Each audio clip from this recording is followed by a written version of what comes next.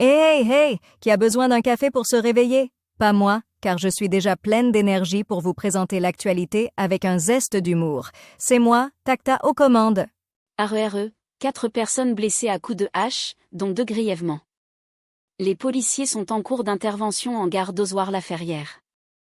Quincy Jones, compositeur, trompettiste et producteur américain, est mort à l'âge de 91 ans. Commencé dans le jazz au début des années 1950, la carrière de Quincy Jones fut couronnée par le succès mondial de « Thriller », l'album de Michael Jackson dont il fut l'éminent producteur en 1982. Il s'est éteint dimanche 3 novembre, à l'âge de 91 ans. Elle m'a fait un peu pitié, Noël Le Graët règle ses comptes avec Oudéa Castéra. Après le classement sans suite de la plainte pour harcèlement moral et sexuel qui le visait, l'ancien président de la FFF est sorti du silence. Sans épargner personne. Incroyable double podium d'Alpine F1 Team au Brésil, les déclarations exceptionnelles d'Ocon et Gasly. Esteban Ocon et Pierre Gasly sont montés sur le podium ce dimanche au Brésil après un Grand Prix exceptionnel et d'innombrables rebondissements. La présidente moldave pro-européenne Maia Sandu reconduite à la tête du pays. La candidate a recueilli 54,9% des voix, contre 45% pour Alexandre Stoyanoglo, soutenu par les socialistes pro-russes, selon les résultats quasi définitifs publiés dimanche soir par la commission électorale. Ille-et-Vilaine, une rave party dégénère entre teufeurs et riverains, 15 personnes blessées.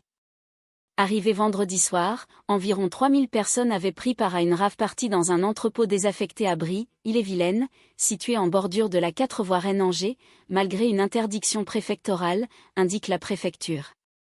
Au cours de la nuit, des heurts ont éclaté entre élections américaines 2024, que Donald Trump gagne ou perde, il a déjà trumpifié la vie politique aux États-Unis. Communication frontale, démantèlement du Parti républicain, méfiance envers les institutions.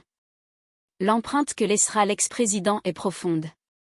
Hugo Humbert finaliste à Bercy, la reprise fracassante de Léon Marchand, Esteban Ocon et Pierre Gasly sur le podium en F1. Le récap sport du week-end. Le Master 1000 de Paris-Bercy a rendu son verdict ce week-end, tout comme la Coupe du monde de natation en petit bassin, et le Grand Prix de France de patinage artistique. Ça va tuer le commerce de proximité, les professionnels parisiens en détresse face à l'instauration de la zone à trafic limité. Témoignage, ce lundi, la ZTL entre en vigueur et interdit l'accès aux véhicules de transit dans le périmètre concerné, qui regroupe les arrondissements du centre de Paris. Pour la mairie, il n'y a aucune raison de s'inquiéter. Procès de l'assassinat de Samuel Paty, qui sont les 8 accusés jugés à partir de lundi devant la cour d'assises spéciale de Paris. Ces personnes âgées de 22 à 65 ans vont comparaître pendant 1 mois et demi pour leur implication présumée dans l'attentat qui a visé le professeur, décapité le 16 octobre 2020 par Abdullah Kanzorov. Voilà pour aujourd'hui les copains, je vous souhaite une bonne soirée et vous dis à demain pour de nouvelles découvertes et de nouveaux fous rires.